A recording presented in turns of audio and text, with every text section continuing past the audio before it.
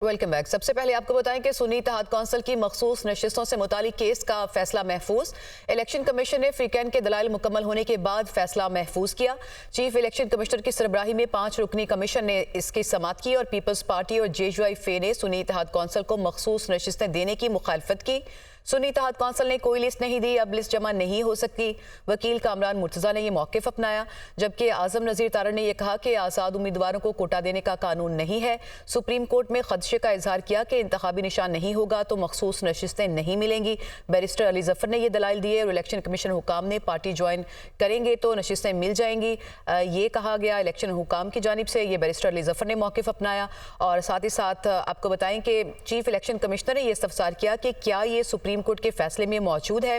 नहीं, ये बात सुप्रीम कोर्ट के फैसले में मौजूद नहीं है। बैरिस्टर अली जफर ने यह जवाब दिया और आपको बताएं कि इस मामले के ऊपर अब फैसला महफूज कर लिया गया है। रिजर्व सीटें मेरिट बेस्ड होती हैं, उनके पास गई तो खिराज समझ कर बांटेंगे। बैरिस्टर गौहर का ये कहना है, इलेक्शन कमीशन को अगर सियासी निज़ाम चलाना है तो अवामी नुमाइंदों का एहसास करना होगा। असम्बली उस वक्त तक पूरी नहीं होती जब तक तमाम मेंबरान पूरे ना हों। हमारी सीटें हमें दी जाएं ताकि हमारी असम्बली पूरी हो। बैरिस्टर गौहर की जानिब से इन ख्यालात का इजहार किया गया है। कहते हैं कि रिजर्व सीटें मेरिट बेस्ड होती हैं, अगर इनके पास कहीं तो खैरात समझ कर बांटेंगे। इलेक्शन कमीशन को अगर सियासी निज़ाम चलाना है तो अवामी नुमाइंदों का एहसास करना होगा। असम्बली उस वक्त तक पूरी नहीं होती जब तक तमाम मेंबरान पूरे ना हों। हमारी सीटें हमें दी जाएं ताकि हमारी असम्बली पूरी हो। मखसूस नशिस्तों पर फैसला खिलाफ आया तो सुप्रीम कोर्ट जाएंगे। तहरीक इंसाफ के रहनुमा अली जफर ने यह ऐलान किया है और उन्होंने कहा कि हमारी सियासी जमातें मौका मिलने पर किसी और के हिस्से पर गबन करने की कोशिश करती हैं।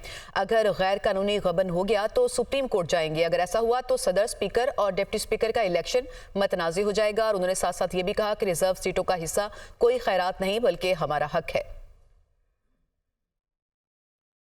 बहुत ही अजीबोगरीब बात देखी जिसपे मुझे बहुत अफसोस भी हुआ। आज PMLN की तरफ से भी और पीपल्स पार्टी की तरफ से भी और MQM की तरफ से भी दरख्वास्त ये आई कि जनाब अपनी जितनी हमारी सीटें थी उसके मुताबिक अपना हिस्सा ले लिया है, माइनॉरिटी सीट्स का और विमेन सीट्स का, लेकिन अब ये जो हिस्सा PTI के कैंडिडेट्स को जाना है वो हिस्सा भी हमें ही तकसीम कर दें। हमने इलेक्शन कमीशन ऑफ पाकिस्तान को सामने बताया, PTI के कैंडिडेट्स हैं जिन्होंने सुन्नी इत्तेहाद में ज्वाइन किया है, उनका हिस्सा आपको आइन के मुताबिक देना ही देना है।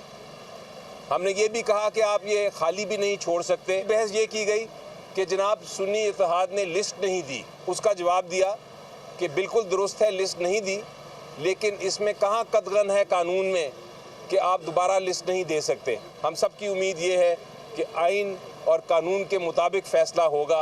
अगर हमारी सीटें छीन के तो दे दी गई, PMLN या पीपल्स पार्टी में बांट दी गई, तो फिर हम ज़रूर सुप्रीम कोर्ट जाएंगे।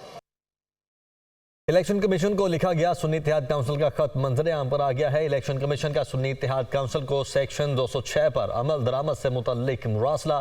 सुन्नी इत्तेहाद काउंसिल ने इलेक्शन कमीशन के सेक्शन 206 पर अमल दरामद से मुतल्लिक खत का जवाब दिया। सुन्नी इत्तेहाद काउंसिल के इंतखाबी निशान पर कोई उम्मीदवार इंतखाब नहीं लड़ा। यह खत का मतन है, जनरल नशिस्तों पर खवातीन उम्मीदवारों की फहरिस्त मौजूद नहीं। सेक्शन 206 सियासी जमातों जनरल नशिस्तों पर खवातीन को 5% टिकट देने का पाबंद करता है। बैरिस्टर अली जफर ने सुन्नी इत्तेहाद काउंसिल के खत से लाइल्मी का इजहार कर दिया। मुस्लिम लीग नून की पार्लिमानी पार्टी का इजलास नौमुंतखब अरकान की कमेटी रूम आमद का सिलसिला जारी है। नवाज शरीफ और शहबाज शरीफ इजलास में शिरकत के लिए पहुंच चुके हैं। अताउल्लाह तारड़, आफ्ताब शेख, राना तनवीर, अमीर मुकाम और तारिक फातमी पार्लियामेंट हाउस पहुंच चुके हैं। मलिक मोहम्मद इकबाल, कमरुल इस्लाम, नौशीन इफ्तिखार, निज़र सादिक और तारिक फजल चौधरी भी पहुंच चुके हैं। तो मुस्लिम लीग नून की पार्लिमानी पार्टी का जो इजलास है उस सिलसिले में नौमुंतखब अरकान की कमेटी रूम में आमद का सिलसिला इस वक्त जारी है और नवाज शरीफ और शहबाज शरीफ भी इस इजलास में शिरकत के लिए पहुंच चुके हैं, जबकि दीगर रहनुमाओं में अताउल्लाह तारड़, आफ्ताब शेख, राना तनवीर भी शामिल हैं। इसी से मुतालिक मजीद तफसीलात लेंगे नुमाइंदा दुनिया न्यूज़ यासिर मलिक से। जी यासिर, क्या डिटेल्स हैं, क्या एजेंडा होगा आज के इजलास का?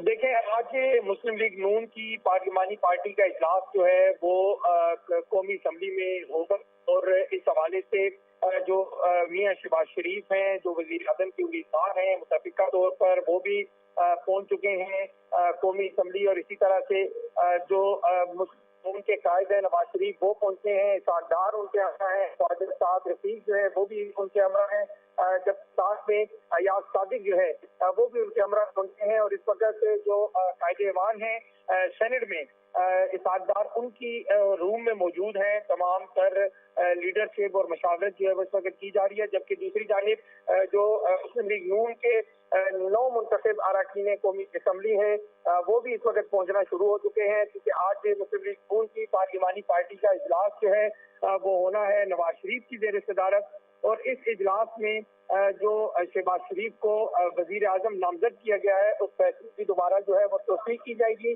और जो नए 9 मुंतखब मेंबरान हैं वो भी इस वक्त कमेटी रूम में आना शुरू हो चुके हैं।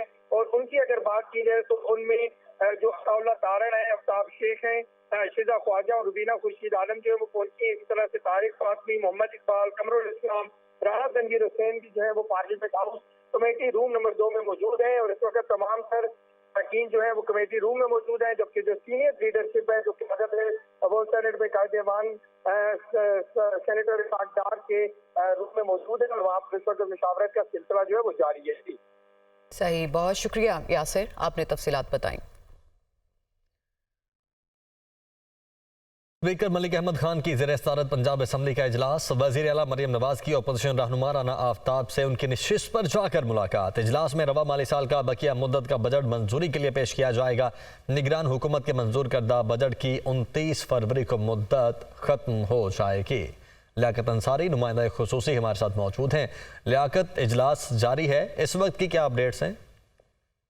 अपडेटेड सिचुएशन ये है कि इस वक्त तो पंजाब हुकूमत को एक माह के जारी अखराजात के लिए जो है वो बजट की मंजूरी दे दी गई है। 358 अरब रुपए के अखराजात जारिया का बजट जो है उसकी मोशन जो है वो मरियम औरंगजेब ने अवाम में पेश की, जिस पर जो है अपोजिशन ने जो है शोर शराबा किया, हंगामा बर्पा किया, बजट दस्तावेजात को फाड़ कर जो है सजा में लहराया। लेकिन इस शोर शराबे के दौरान जो है इस पर वोटिंग की गई और जो है स्पीकर ने जब वोटिंग की तो उसमें जो है वो हुकूमती अरकान, जाहिर बात है कि अवाम में ज्यादा थे और इस मोशन को मंजूर कर लिया गया। यूं हुकूमत पंजाब को 1 मार्च से लेकर 31 मार्च तक 358 अरब रुपए के अखराजात जारिया के बजट की इजाजत दे दी गई है और ये बजट मंजूर कर लिया गया है। ताहम आज इस असेंबली में एक ऐसा आसन वाकया भी पेश आया जिसमें ठीक है, बहुत शुक्रिया लियाकत आपका। वज़ीर-ए-आला पंजाब मरियम नवाज ने कहा कि अवाम की खिदमत करना मेरा फ़र्ज है, अपना फ़र्ज अदा करूंगी, अवाम की खिदमत करके मुखालिफिन को गलत साबित करूंगी। मेरा काम पंजाब के अवाम के लिए आसानियाँ पैदा करना है। मुखालिफिन को समझ नहीं आ रही हम क्या करने जा रहे हैं। मजीद क्या कहा, आइए सुनते हैं। ये मैं अदा करूंगी इंशाल्लाह ताला और खिदमत करके हम अपने सारे ओपोनेंट्स को हम गलत प्रूफ करेंगे और उनको ये समझ नहीं आ रही कि इस वक्त क्या माशाल्लाह हम करने जा रहे हैं। अल्लाह खैर करेगा, बहुत अच्छा। देखिए, मेरा काम शहरियों के लिए आसानी पैदा करना है, पंजाब के अवाम के लिए आसानी पैदा करना है, ना कि मुश्किल क्रिएट करना। तो मुझ पे मुश्किल आए मैं बर्दाश्त कर लूंगी, लेकिन उनके ऊपर मुश्किल आए ये मुझे बर्दाश्त नहीं है। मैंने सख्त इंस्ट्रक्शंस दिए, उसके बावजूद भी ट्रैफिक रुकती है, ये आहिस्ता आहिस्ता इनको समझ आ जाएगा। Thank you. बराह रास्त आपको लिए चलेंगे। सुन्नी इत्तेहाद कौंसिल के राना आफ्ताब इस वक्त मीडिया से गुफ्तगू कर रहे हैं। अगर यही रवैया रहता है जैसे कुरैशी साहब ने पॉइंट आउट किया स्पीकर साहब के रवैये के मुतल्लिक, तो फिर आगे नया अमल क्या होगा? ये नया अमल आप आज हमें बताएं कि हमने कौन सा गैर आइनी, गैर अखलाकी, गैर जमहूरी काम किया है। इंशाल्लाह हमने ये भी आपको कहा था कि जिस तरह स्पीकर साहब रोलिंग देख के भागे हैं, हमारे पास एक ही हल है, वो आपका कैमरे की आंख है, आपकी कलम है, इस पे आप बताएंगे आप हमें जो चाहते हैं। अगर नहीं अंदर मामला हल होगा तो मैं इंशाल्लाह हम सड़कों पे भी एहतजाज करेंगे, बाहर भी। पंजाब असेंबली को चारों तरफ घेरे में लिया होता सुबह के टाइम, तो आपके मेंबरान की जो है असेंबली के अंदर जो अंडरटेकिंग थी ये स्पीकर ने, मेरी तो खुद जामा तलाशी लेके एसपी आने देता है। मैं क्या इंशाल्लाह DIG पता नहीं क्या, मुझे तो सानू तो सिपाही का पता है, गुट्टों फट के ले जाता है। ये नहीं बात, इंशाल्लाह ये आर्जी चीज़ है, दिन बदलता है, मौसम बदलता है, और दुनिया कहते हैं बदलता है रंग आसमां कैसे कैसे, ये सब कुछ इंशाल्लाह बदलेगा और असल जमहूरियत इमरान खान लाएगा। और इस मुल्क को जिसने नज़रिया दिया है, जिसने सोच दी है, जिसने फ़िक्र दिया है, जैसे हमारे जितने लोग खड़े हैं हमारे जैसों को इस असेंबली में पहुँचा दिया है इंशाल्लाह। राना आफ्ताब की गुफ्तगू आपने सुनी। आगे बढ़ते हुए आपको बताएं कि खैबर पख्तूनख्वा असेंबली के नौमुंतखब 116 मेंबरान ने हल्फ उठा लिया है। सुन्नी इत्तेहाद कौंसिल के 87, JUIF के 9, नून लीग के 8 मेंबरान ने हल्फ उठाया। पीपल्स पार्टी के 5, PTI और IP के 2 और ANP का 1 मेंबर हल्फ उठाने वालों में शामिल हैं, जबकि 4 आज़ाद उम्मीदवारों ने भी हल्फ उठा लिया। अली अमीन गंडापुर ने भी आज़ाद हैसियत से हल्फ उठाया है। स्पीकर के लिए बाबर सलीम सवाती और डिप्टी स्पीकर के लिए सुरैया बीबी के कागजात नामजदगी जमा करवा दिए गए हैं। बजाय तकरीबन 12:30 शुरू है, तकरीबन 1.5 घंटा ताख़ीर से ये इजलास शुरू है और तलावत कलाम पाक के बाद 116 नए मुंतखब होने वाले अरकान असम्बली ने हल्फ उठाया है। हल्फ के बाद तमाम अरकान असम्बली आकर अपनी अटेंडेंस दी है और इसके बाद असम्बली का इजलास कल तक के लिए मुलतवी कर दिया गया है।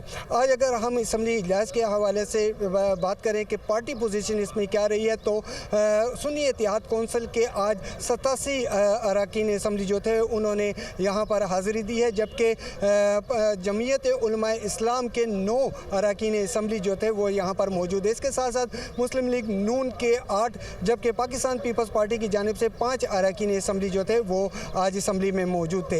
इसके साथ साथ अगर हम देखें तो आज के दिन काफ़ी हंगामा खेज रहा।